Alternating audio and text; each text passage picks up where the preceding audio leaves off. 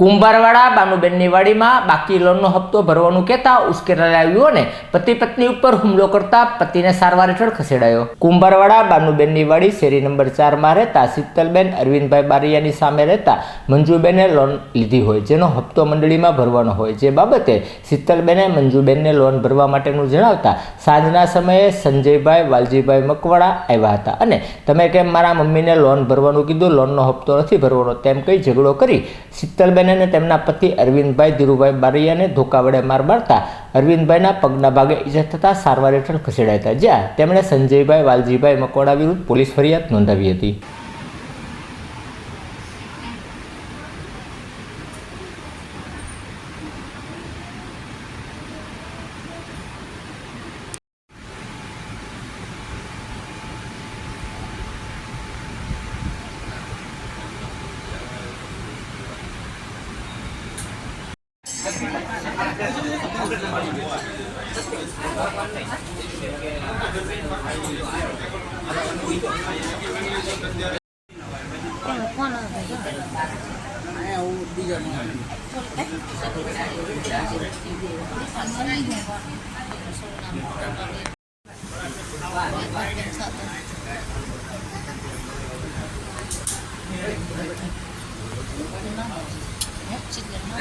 કુંભારવાડા બાનુબેનની વાડી શેરી નંબર 4માં શું બનાવ બન્યો?